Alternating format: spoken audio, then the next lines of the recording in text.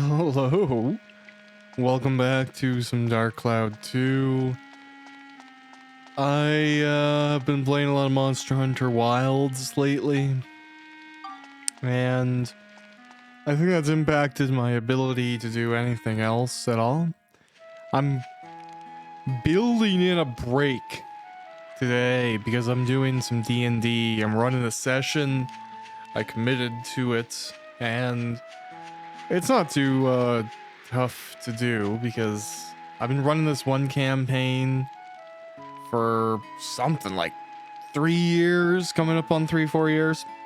One consistent campaign with the same group of people throughout the whole way, which is pretty rare if I'm being honest. I've run other campaigns that have like fizzled out prior to getting to that point. Okay, before I go to a dungeon, am I good? Am I crazy? I'm all right. Cool. So I'm excited for that. You know, kind of gotta hit a little break in Monster Hunter, which is fine. You know, I'm gonna be playing it for 1,000 hours anyways, so what does taking a break for 5 really do? But it's been phenomenal. If anyone's on the fence about getting Monster Hunter Wilds, do it.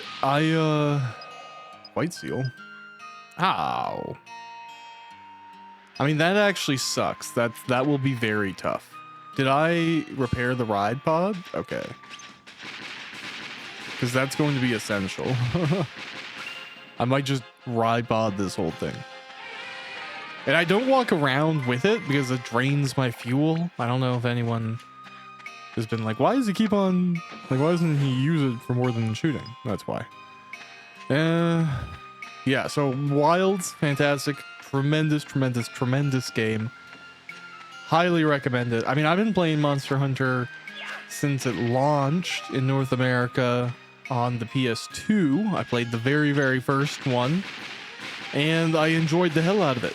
And I've even recently gone back on this channel to replay the original Monster Hunter, and then effectively the best version of the sequel. And I have done the first of the 3rd games, because Monster Hunter is one of those weird series where there's like, the 3rd game is technically 2 different entries that have some similarities, but are distinct enough to be considered valid, you know, separate games. And I think I'm going to start Monster Hunter 4 whenever I finish Dark Cloud. I think that's the game I'm going to do after. Kind of because I just want to get caught up too, right? I'm personally playing Wilds right now, but between the games I'm in right now, I did do 4.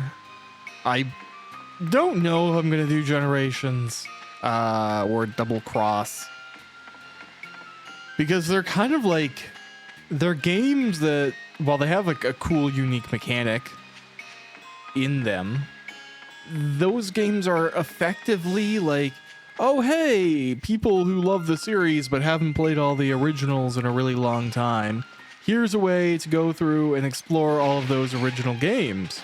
Have fun, which is really cool, but it's just not as relevant for me, who's like manually kind of gone through and re-experienced all of the old games. So yeah, I don't know, I might skip that one and go from 4 to World. And then with Wilds, like, I don't honestly know, like, I don't tend to do a lot of modern games on this channel, right? I think, what's the most modern thing I've done? Fallout 3? Deus Ex Human Revolution? I think it was like the first game I did on this channel. That might be it, you know, that might be the closest comparison I have of the most modern game. Everything else I tend to do is like older consoles. It's funny, as someone who has a PC, likes PCs, I don't know, has like, you know, a reasonable understanding of them. I equally have done very few. Does this work? That is humorous. I don't know why I didn't think about that before. Yeah, I tend to use my PC to play a lot of console games. It definitely, I think that does relate to the fact that despite the fact that I like computers, and I like PC gaming, I consider myself a console gamer for a long time. And there's a lot of reasons. Like, I had crappy computers for a long time, I think is the best like answer. Like, don't get me wrong, I'm not going to pretend I wasn't lucky enough to have access to a computer growing up. Even before I had something like personally, there was an IBM machine in the house, and I got, you know, old dial-up internet when it came out. You know, like, I was lucky enough to have that opportunity, which is funny because, you know, it doesn't feel like that much of a privilege nowadays, but I think it would be inaccurate. Yeah, whatever. Oh, right. This is really a bad time to play around with chests. Oh, well.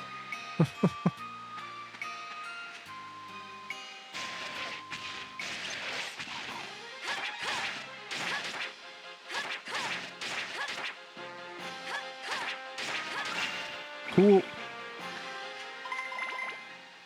But yeah, I remember my first decent computer was a Toshiba laptop, and I don't know why I'm out of that. Unless this is, oh god.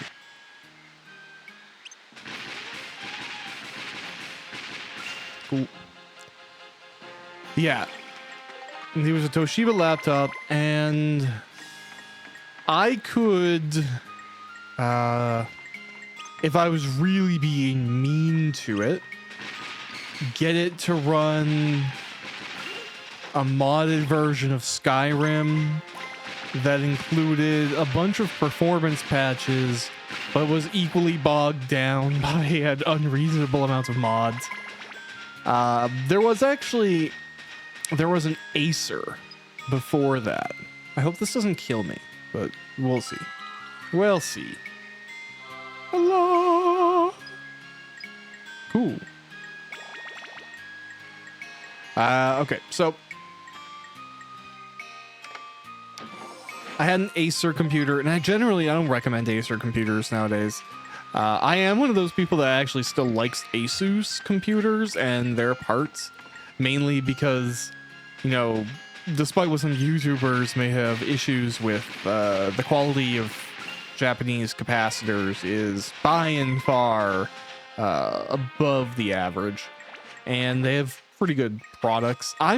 This is kind of a diatribe. I'm not actually a big proponent of return policies. Like, I know that sounds anti-consumer, and I guess it is, but I just, like, I don't return stuff personally. Like, if it's broken, if it's flat out broken, I do think you should get a refund or have something like that. But I don't really like how some people approach these things and consider something bad customer service if, you know, the business doesn't spend half of its time trying to bend over a table for you. It's like, you know, buy something. If it never worked in the first place, that sucks. Either way, besides the point, I'm just weird. I have like a weird thing with like returning things because I guess I'm not rich, right? So I have a very specific view of money. I hate being considered poor. I just, like, even if I recognize where I am in a wage class thing, I'm like hypersensitive to living in a poor way. So the idea of return, the implication to me isn't really about, you know, whether or not I should get something from a business. It's more just like I don't internally like the optics of myself trying to beg for my money back, because that's how it feels, right? Whether it's the case, whether it's accurate or not, whatever. That's just how it feels to me and my brain. So I don't like returns and RMAs for that purpose. But I know Asus got some crap. Either way, I had an Acer laptop, not even the same thing, and it played Diablo 2, Lord of Destruction, and that was sick. I played a fair amount of that on that laptop. Had a great time with it. But primarily, you know, I had Super Nintendo and PlayStation. Those were the main gaming apparatus growing up. I mean, I can vividly remember being impressed by the N64 because I've been playing, you know, the Super Nintendo for so long. When the N64 came out, it really was, despite it looking silly nowadays, a case of like, oh my god, I can't believe it's so realistic. Look at the cobblestone road or something, right?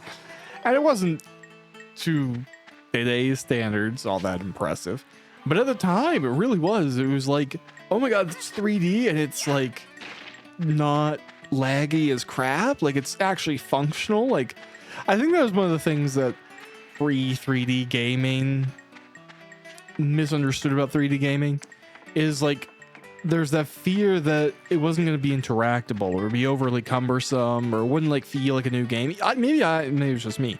I still have that to this day with like really next gen games, and I'm so impressed when it's not just like a bunch of pretty graphics that don't really do anything. Like when there is gameplay and there's something to do and you're like, oh wow, this is something I can actually interact with. That's amazing. Either way, whole thing, PC gaming came slower to me. And I'm pretty accepted, like fine being middle of the road because I grew up with those like not high-end PCs. So when I eventually built something that was nicer for myself, it was easy to feel impressed, I guess. It's the easiest way to phrase it. And it's funny too, because I'm looking into buying and kind of building a home server. Because I'm at the point where there's a lot of things that I do with computers, and I just want to push it off to another system. I would like some external storage that's network connected. I'd like to do maybe some rendering off of my main rig. And then there's a lot of services I'd like to host, game servers and media servers, that type of thing. Nice.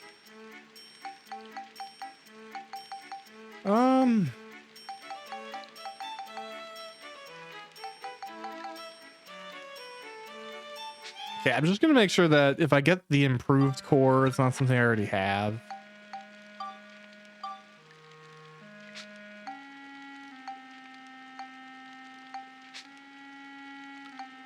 I don't know. It's tough to tell.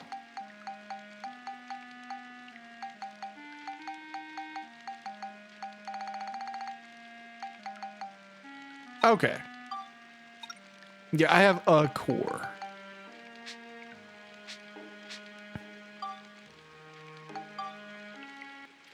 Is there something that's more relevant? There potentially, right? But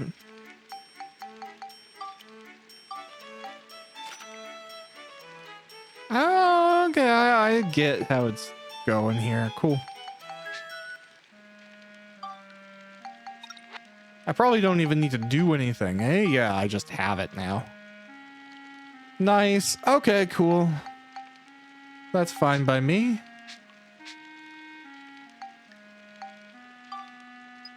Nice. All right, and then we'll go back, but we'll go back the way that doesn't involve me manually walking through the whole thing.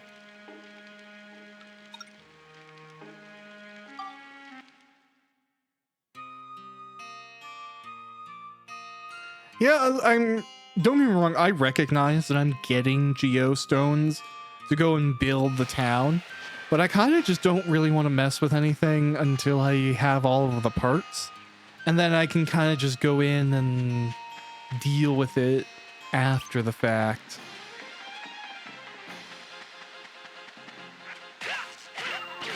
Yeah.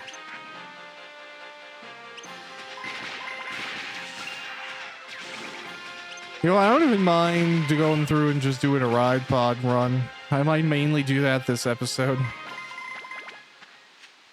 I mean, I don't want to overly rely on the ride pod, but it is pretty sick. Cool.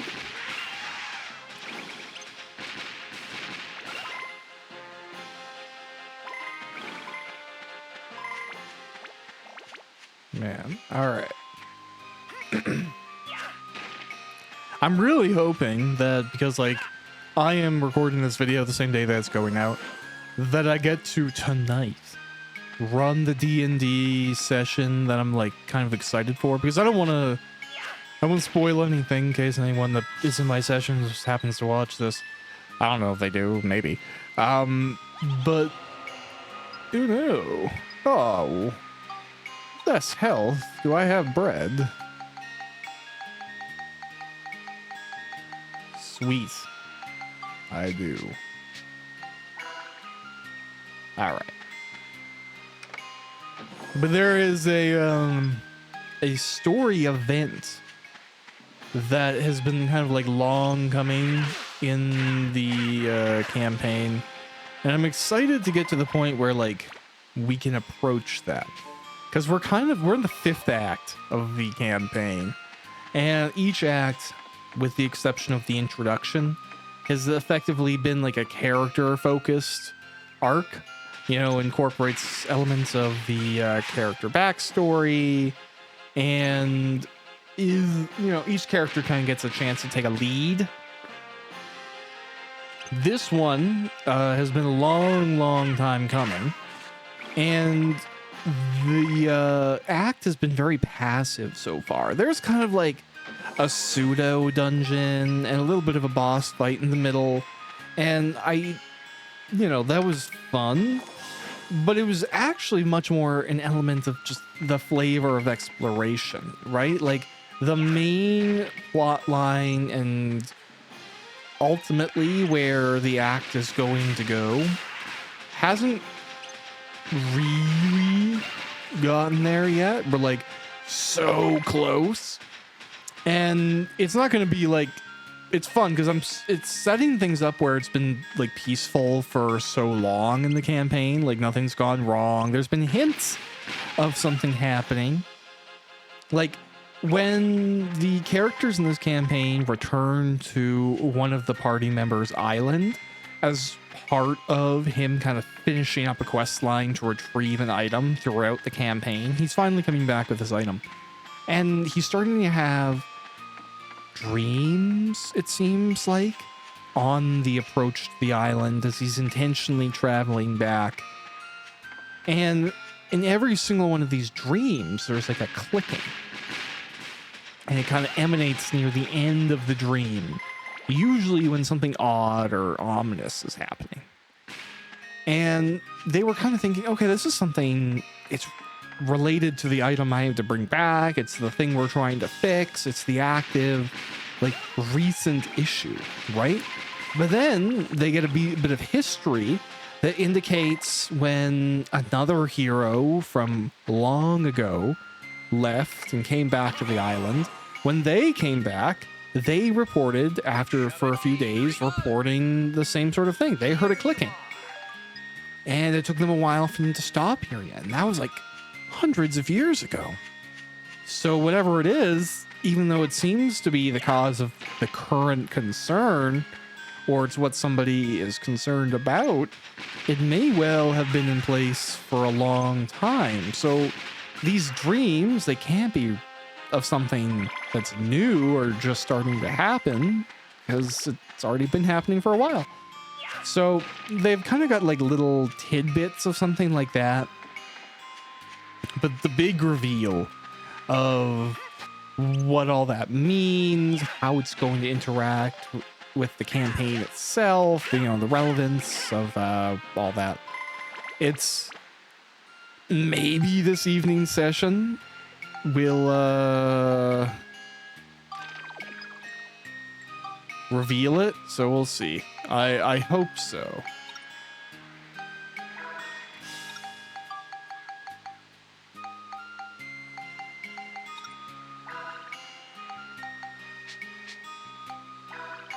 Because it's one of those, like... Oh, right. Poison. Oh, that's sick, yo. Bone rapier. Cool. I mean, it's probably from Monica, but still looks cool as hell.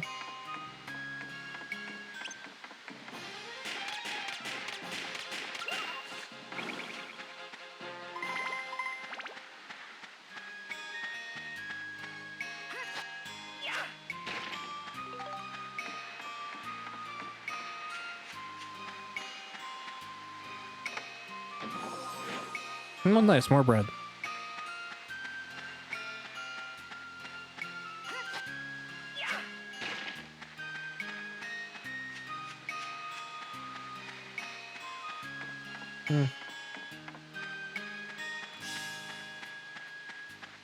Yeah, I remember this dungeon and the dungeon after it very well from my very first playthrough as a youth. Which is, you know, fun. The game definitely looks better here than it ever did on my original setup. Jeez. And then I've been playing a lot of my Retroid Pocket 5. I mean, like before I got Monster Hunter Wilds, which is kind of pushed aside all of my objectives and projects and goals in life. I'm just playing Monster Hunter.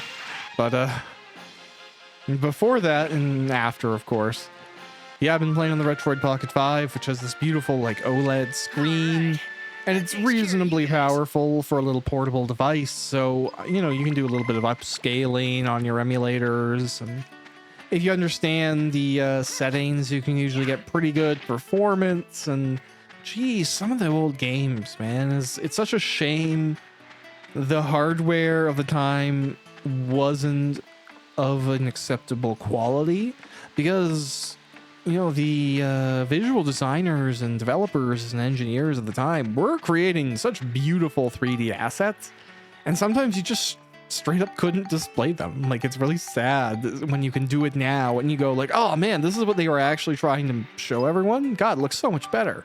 You can actually see this guy's face.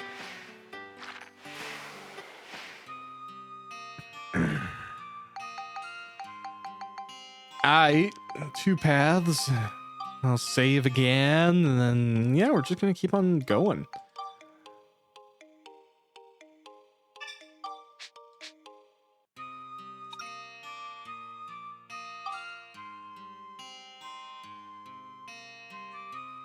Did I get a geostone from the past level? I'll go back and check if I didn't, but... you know, it is what it is. Yeah. Use. Repair that gun. Oh, well, that was a waste of a rock. Oh.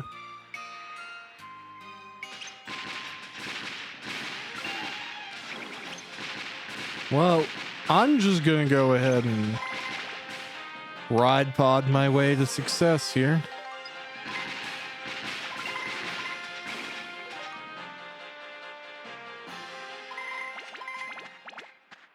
Beautiful. What are you, a mimic? Oh, how did I know? I don't know, man. Right. Nice. All right. Now you're dead, King Mimic. Beautiful. Yeah, and I guess eventually I'll go back and upgrade, do another round of upgrading my weapons. It all seems to be okay right now. I fully acknowledge that I should set aside some time to do some grinding. I've just been playing Monster Hunter. But, you know, that being said, this unfortunately was a series I started early because I, you know, wasn't having a good time with the first one. And it goes to show, I guess, whatever the difference is, that even if it requires some grinding or, you know, just kind of chugging along through dungeons, I'm having a better time here. It's interesting. Which shall it be? Very good. Ah, well, it's fine, actually. I already have a bone rapier. You know, fascinating, but sometimes you just have to make peace with those things. I even, you know, this is one of those interesting situations. I was out at a family, like, dinner a few weeks ago.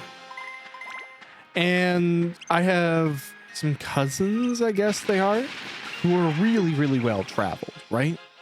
And they were telling the story about how they were recently, you know, in some random country, and they had this experience where they were paying like $15 to sleep in a cave, and Buddy had brought out a car battery to give them a little bit of light in the cave, and, you know, very ramshackle experience.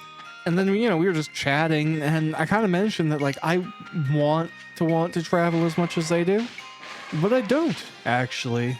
I kind of have done the traveling thing, and don't get me wrong, I enjoyed the traveling I did, but it never felt as significant to me, maybe, as it does to others. I am very, like, I would like to travel more and on my own terms.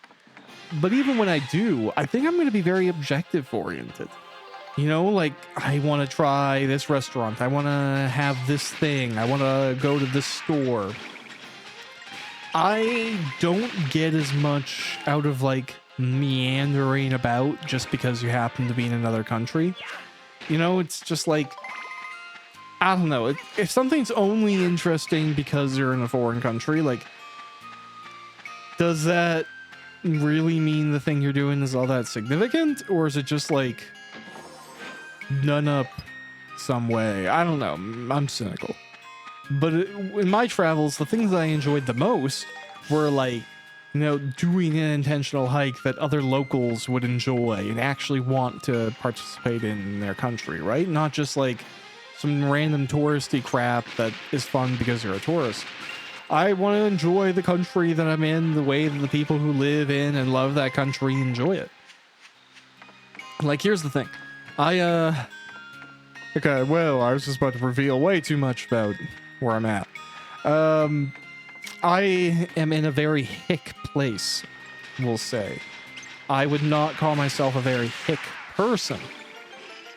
So I don't really value, like, square dancing or whatever, but fairly frequently when people are, like, tourists come here, you know, I've had people visit from Australia or whatever, it's like, oh, let's go to this really popular big country, like, club thing, and not like a country club like a rich people's thing, like a dance club for relatively young people with cowboy hats and crap, like that type of thing. And I think it's a trashy bar, and it's just not fun, right? Like, me as a local, I would never go there. I wouldn't spend time there. I wouldn't waste my money there. I'd do any number of other things. But a lot of the time, you know, I've had friends who are like, oh, we have this person coming in from out of town. Let's take them to this place. And it's just like, I guess, if that's what you want to do with your travels, all right, cool. But I don't get the appeal. I would, you know, if somebody comes here and visits me in Canada and they're like, oh, let's do something that's really, you know, fun, that's really Canadian, we would go out to hike in the mountains, like, you know, mountains that you can't see anywhere else, or visit an ocean or a forest, or go get some food at a good local restaurant and enjoy whatever. Like, I would sooner take someone to a Canadian strip club and be like, hey, look at all the differences here. You can have a drink, play pool, and people are completely naked. Then, like, give them some crap tourist experience that's not really reflective of any of the fun of Canada. You know, like, weed's legal here, for God's sakes. Like, why would you come here and like hang out and wear a stupid cowboy hat when you could like hang out in a beautiful nature and legally smoke a joint and then go look at some titties and drink there? Like, I don't understand the choice that people make to do dumb kind of generic touristy crap. Oh, good. I love exploding traps. And I don't even mean that in a way to be diminutive, right? Like, because Canada has good labor laws, even our strippers get a decent minimum wage. And if they get tips, that's all a bonus in addition to the reasonable minimum wage. That is at least $15 an hour, right? So, you know, those aren't people that are being disrespected. They're hardworking professionals that are delivering a service, and they're doing it in an environment that's much more fun than it would be south of the border. And, you know, you got drunk clients, which are giving you way better tips. So, you know, there you go. I mean, like, seriously, I don't know why I'm talking about strip clubs. I'm not even that big of a fan, but I guess the topic's just on my mind for whatever reason.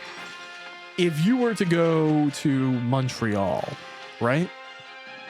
Here in Canada, that is like strip club capital of the world. There's a nightlife scene there that I would say an asexual person could entirely enjoy, purely on the merit of the production value of even the sleaziness is of a higher level than other places, right?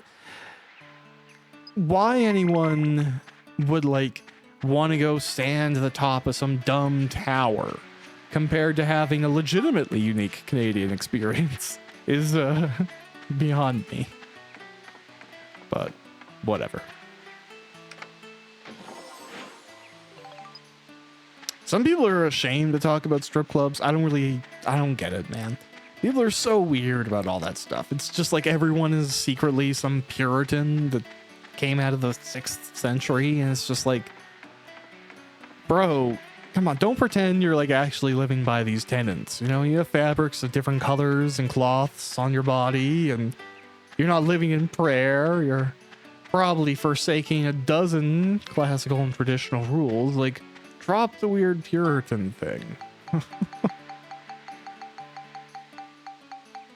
Oh man, because yeah, when I was younger, because again, drinking age here in Canada is 18, not 21 if you're American.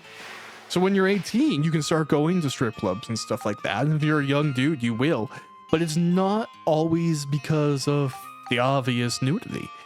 Another benefit is that a lot of strip clubs here in Canada, at least where I'm at, will usually have like open pool tables or something like that. And they're not coin operated. Usually it's just like, as long as you're having drinks and, you know, participating otherwise, you're fine to use the pool tables and kind of like just play games, watch the show, drink, have some wings or whatever. And it was one of the best ways to play pool all night. If you didn't want to go to like a coin table bar, right? Because that's something, when I played a lot of pool, I love pool, billiards. And when you play a lot of it, you know, some of the places, I played at another bar fair amounts of times, and it was a really like cheap divey bar. The drinks were really cheap. But if you were playing pool all night and you were playing multiple games and you were just playing like King of the Hill, like you would put your name on the board of the bar itself, and whoever kept on winning kept on playing, and you would go up and, you know, do your bit. There was some logic for who paid.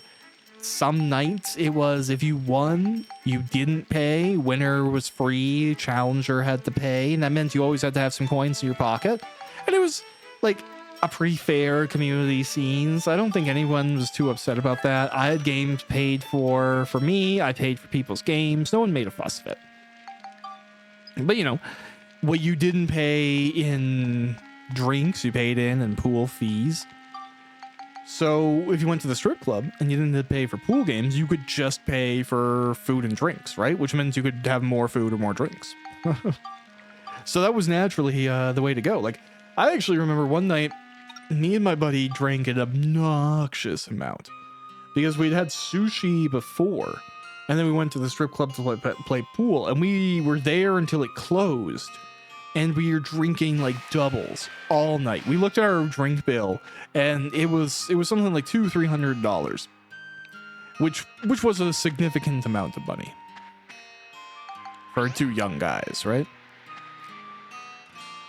So we had spent we did that, but because like we had dinner before and we were only paying for the drinks at the strip club, our bill was just liquor.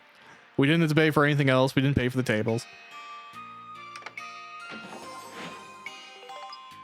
And I do remember that night because the rice had kind of insulated the ability for us to feel drunkenness, and you're in a dark room with loud music, and you know, it's not a big deal what you're focusing on. You're just playing pool, and we were doing good at pool, so we were like, we can't be that drunk. And as soon as we got like out of the strip club and we went outside and like the cool air hits you, we realized we were $200-300 of liquor drunk, but neither of us drove, which was for the best, safe, right? So we just walked home, and it was, I don't know, something like 10-15K. Nothing crazy for two young guys who we were hiking all the time. We were camping all the time. And like both of us at the time were in a place where if you were like, hey, you have to go sleep under a tree, we'd be like, yeah, we did that last weekend. That's fine. Like we just did a lot of really rough camping, partially out of laziness, partially out of preference. So yeah, that was fine. But what a way better night than, you know, spending half that bill on just playing the game or something else, right? Like there wasn't even a I don't even think there was an entrance fee. And if there was, it was only like $10, and it mostly was to keep you know, trash out. I don't mean that too mean, but you know, you're out there having a good night and doing that thing. You don't want like creeps making the girls uncomfortable, making the night feel weird. You know, that's a good thing to keep out. So yeah, it was, you know what? And here's the thing too. For all those nights I spent there playing pool, watching shows, actually there was once even an international competition for strippers, and there was like a Star Wars themed night, and there was one like show set, I don't know what you'd call it, where the girls were like Darth Vader and Luke, or no, Obi-Wan. And no, not Obi-Wan, Ben Kenobi. My bad. Or whatever. The same guy, isn't it? But Obi-Wan hits Darth Vader with the lightsaber, and in the scene where or no, Ben, I'm messing it all up. Darth Vader hits Obi-Wan with a lightsaber in the movie, where he like turns into robes and just falls to the ground. In the show, her robes fell to the ground when she got hit with a lightsaber and nothing was left. But it was like hilarious because it was actually pretty well acted and like really nerdy for that type of thing. So, you know, may not be to your taste. You don't have to do that type of thing. But, you know, if you're going to go to a country, whether that's Canada or anywhere, I feel like that's the more authentic experience to have. You know, do something that the locals are going to do. Have their type of fun. That's why you're there. If you wanted to have your type of fun, you might as well just stay in the country you're in. This is all to explain the fact that, yeah, I want to travel the way that some people do, but I just don't, you know, I don't. It's one of those things that I've kind of made peace with. I don't have as much fun doing random walk around touristy crap. I'd rather, you know, have a mission or a goal or an experience that I'm like trying to have or that other people there like to have. And that's okay. You know, some people put so much pressure on vacations. Then, you know, I get it, dude. You don't want to waste your money. You want to get all your dollars worth and all that stuff. Like, I get it. I totally do. You know what? I can't remember which door I used last time. I think it was the one at the top right. We'll try this one. Oh, no, this one's blocked off. Oh, it's the thing that I can't do until later. I thought I'd go and get both the paths. But I don't need to. So I guess I'm just repeating this level. Ah. Oh, well.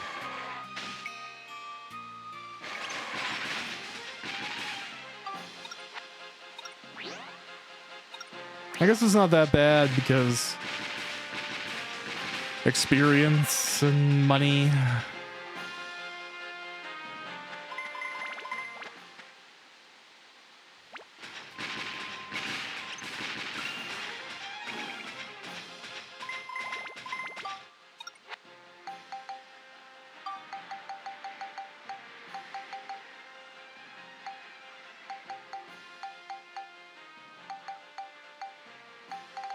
Yeah, I can only imagine that, oh no, okay, I had to actually attach that. Cool.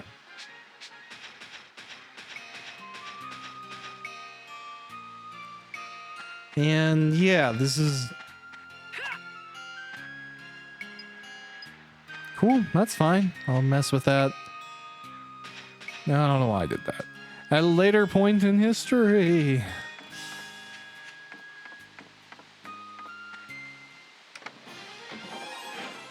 I'm getting a lot of coins, and I honestly have no recollection of what they're useful for.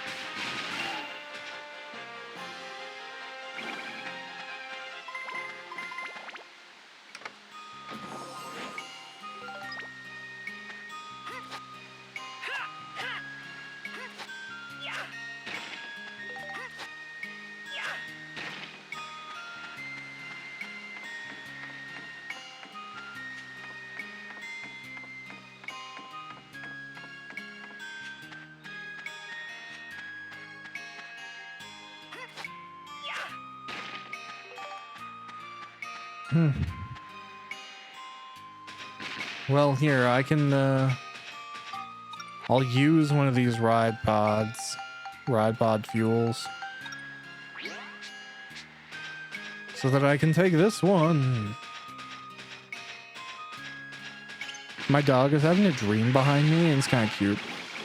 I can hear his little paw in his bed flopping against the floor as he pretends to run.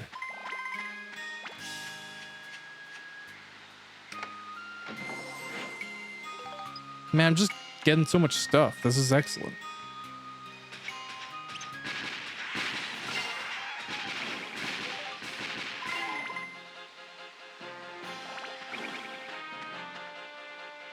Dun, dun, dun, dun, dun, dun, dun. All right, that takes care of you guys. Yep.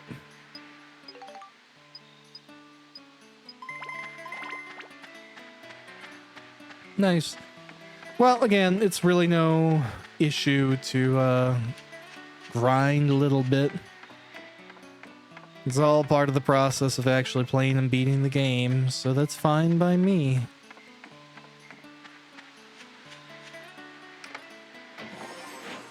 Oh, well, that's useful.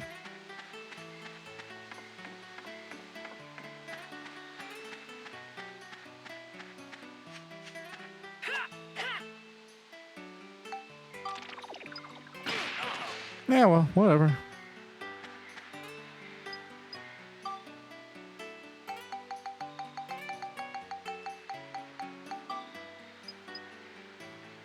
Yeah.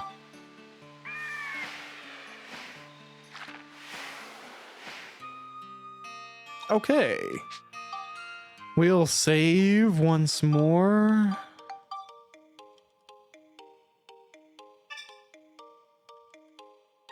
Oh, well. Goes to show how powerful my current computer is. I had antivirus updating this entire time, and I wasn't seeing any performance hits at all. That's a nice feeling. I remember the day if something started updating in the background, your entire computer would, like, come to a screeching halt.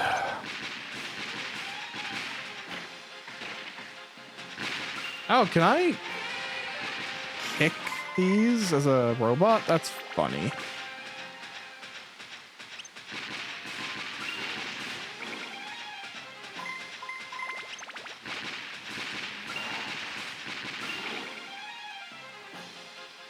Yeah, I'll have to have a Monica grinding episode or Monica grinding session in the future here, but I don't actually think they're... Ooh, that hurt. Terribly far off of one another. Oh, I should have actually repaired the ride pod between sessions. Oh, well. Maybe I'll just naturally get some Monica's grinding in here as a result.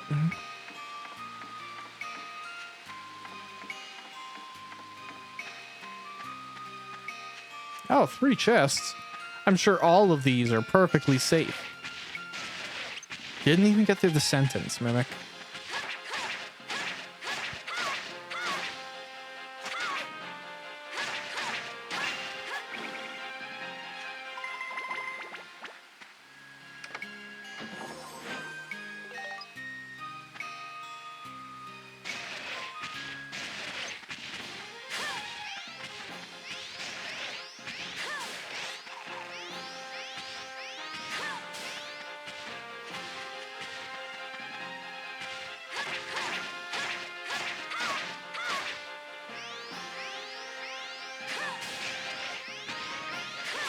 Cool. I just wanted the experience for my bracelet.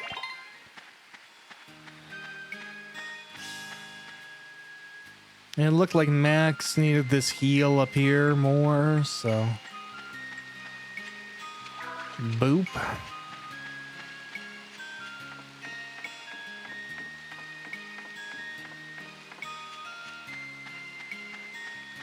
Oh, hey, these things.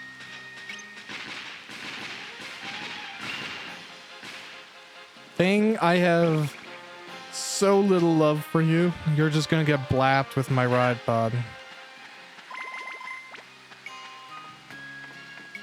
Yep, hate them. These were in the first game, right?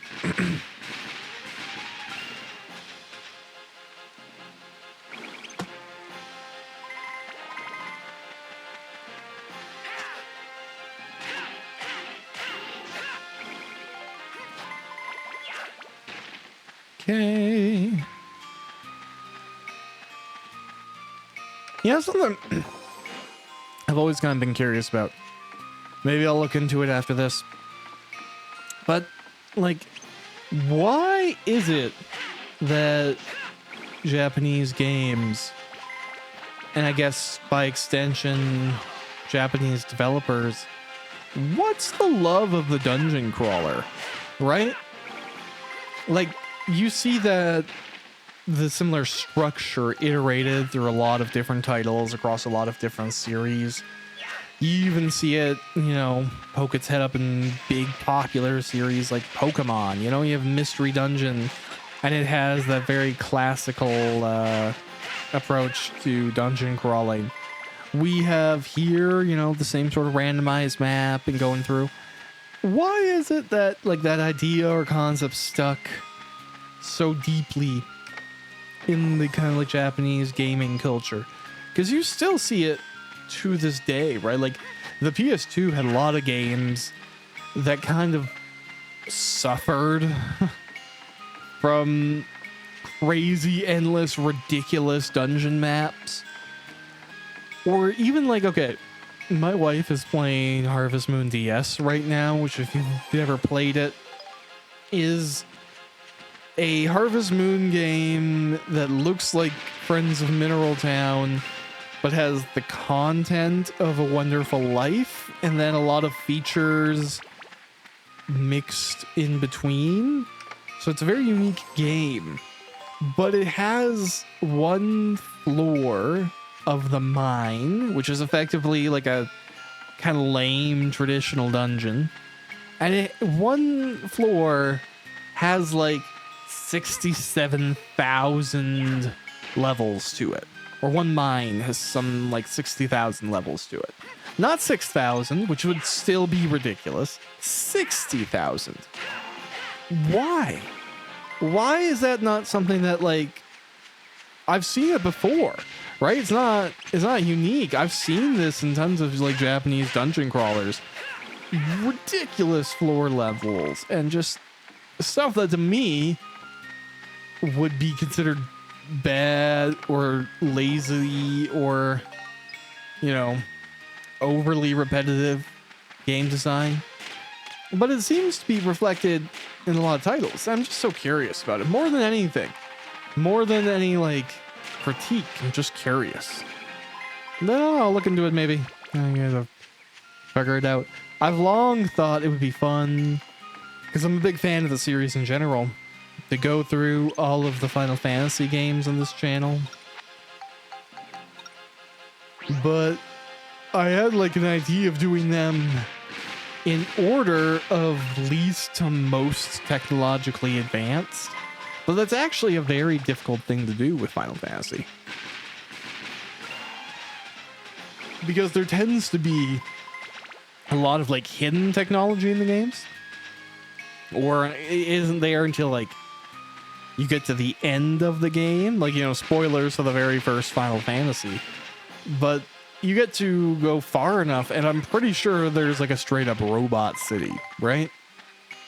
So yeah, the beginning of the game where you're like using a canoe and stuff. Yeah, it's pretty low tech. As you progress through the title, it's about as fantasy and spacey and sci-fi as any of the That takes others. care of you guys. So maybe it's just like a how sci-fi type qualification, or maybe just go in order, you know, 1 to we're on 16 now. And it's funny, I'm not tooting my own horn here, but I don't know how many modern gamers of this current era Which shall it be? have played and Very beat good. both Final Fantasy 1 Here you are. and Final Fantasy 16, right?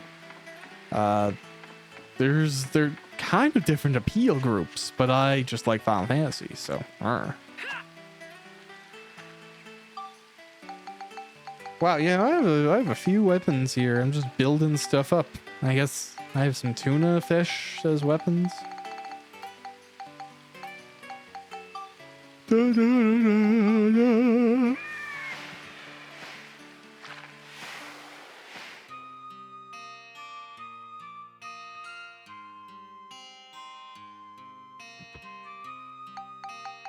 Okay. Let's go back and refresh a little bit.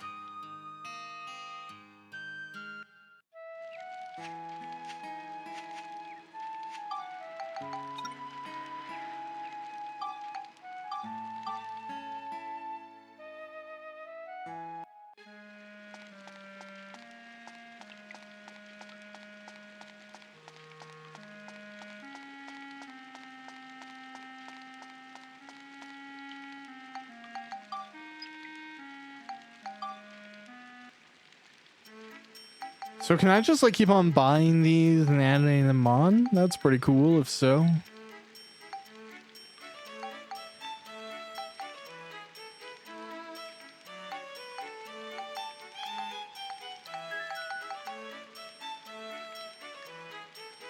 Okay, well in which case I guess I'll just save up. And I know I can probably like go and invent more things for this, right? But we're okay for right this second. We're not encountering any issues and we're able to get through all the content. So sweet. Let's keep on making progress in the dungeon. Okay, and this one wants us to use only the ride pod. I feel like I can probably do that.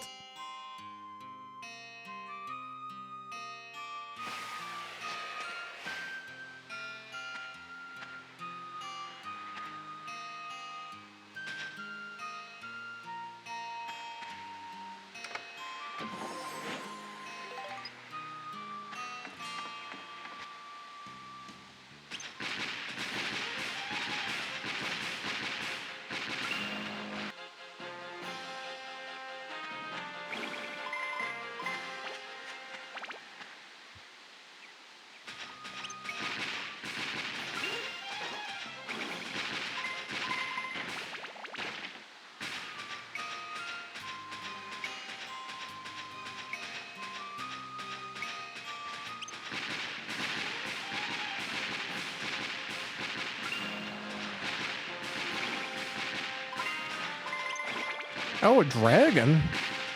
Wow. That's like very Akira Toriyama style dragon in the face. That's fun. Map.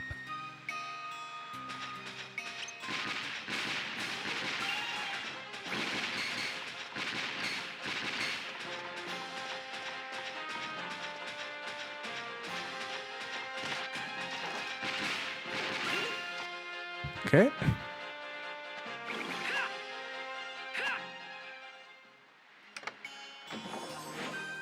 Oh, wow. Logs. That's actually pretty useful. I'm not gonna lie.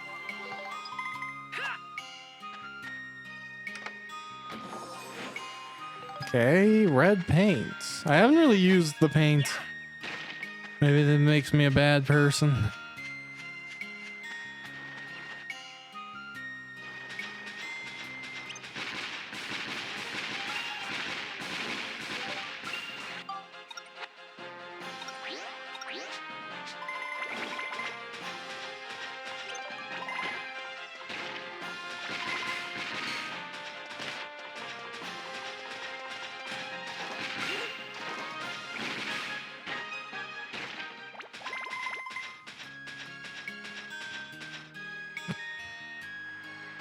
Cool.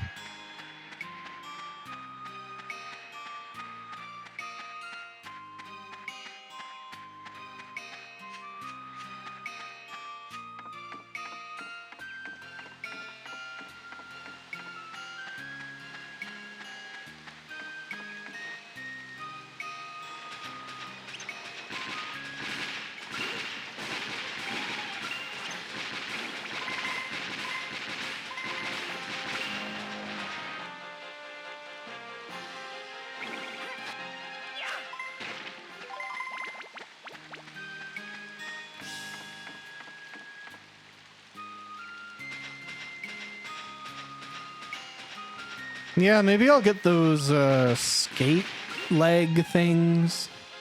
We'll see.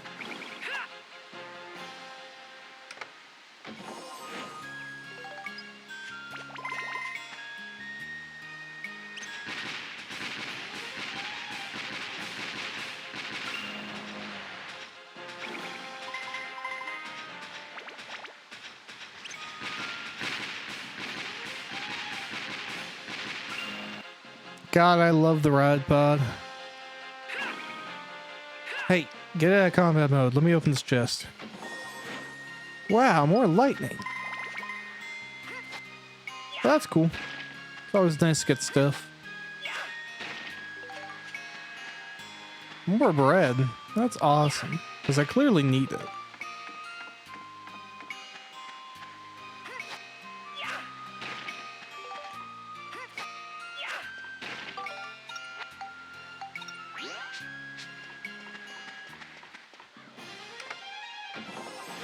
Oh, banana.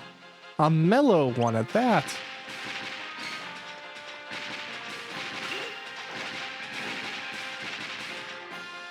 Oh, okay. That's funny.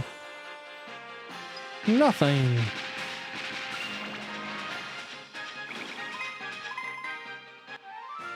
Dun dun dun.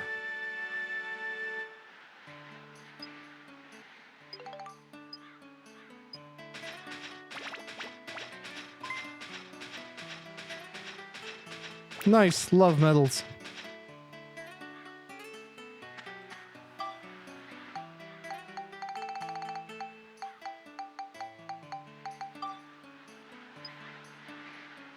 Yeah, man.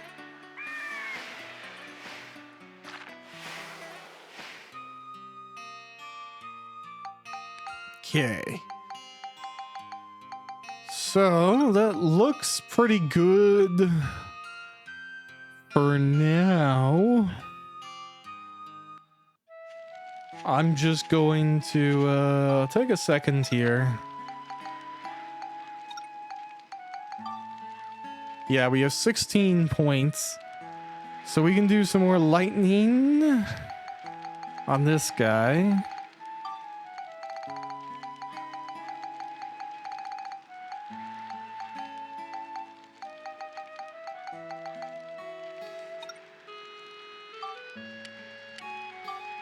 Yeah, let's spectrumize 3.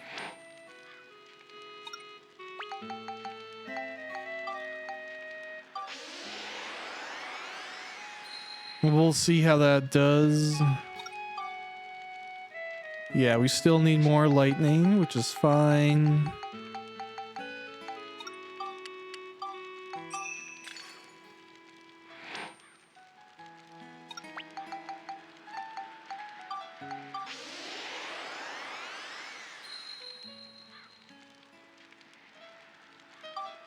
Cool. Oh, wow. We still need more lightning. That's what a thing. I'm kind of just going 3 at a time because I don't want to overdo it, but... And again, I'm probably sure I could look this up and just like try and hit the exact values, but whatever. All right, beast. Yeah, I mean, damn, I only have 2 of those.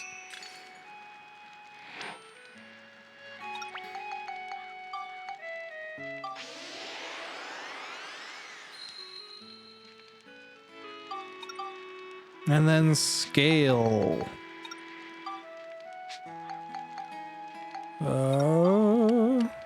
What, I have 5? Guess I'll just throw that in there. And then attack will have to come with time as I continue to level the weapon up.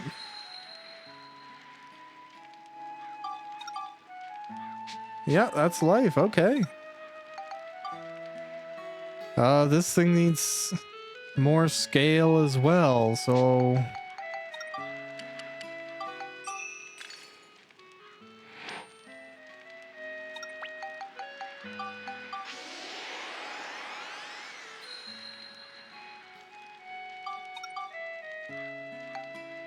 Yeah, okay, now more smash and beast. Does this do smash?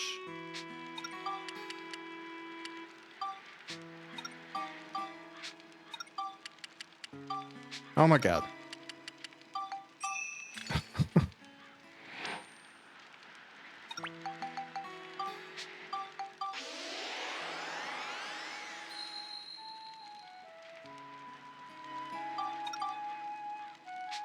Okay.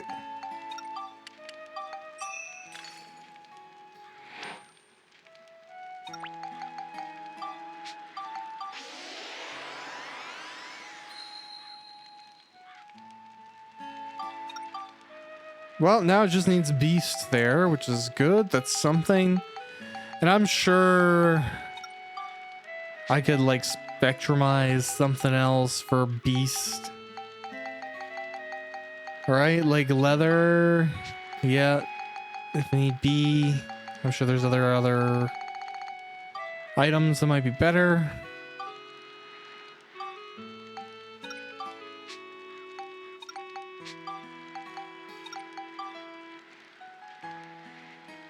Yeah, this needs beast and scale.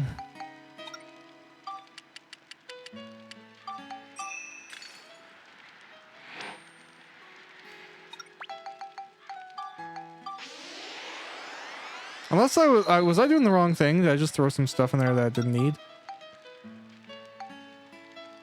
I guess it doesn't really matter. Wait, what did I just upgrade it on?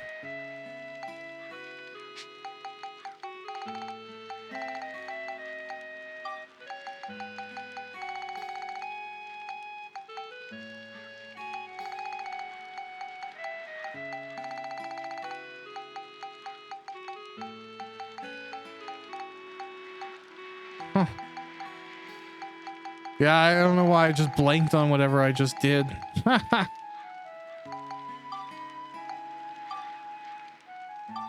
Oh well.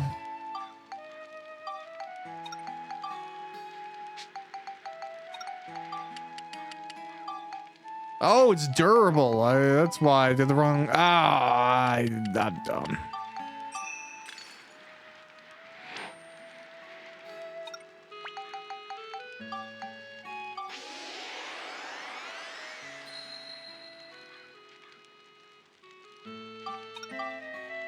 Oh well, whatever. Cool.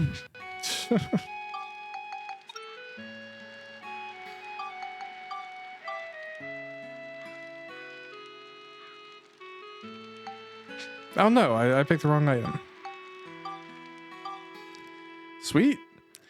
Well, this is, I think, where I'm gonna end it today. I'm gonna go repair my ride pod and save out. So thanks for watching some Dark Cloud 2, and see you around the next one.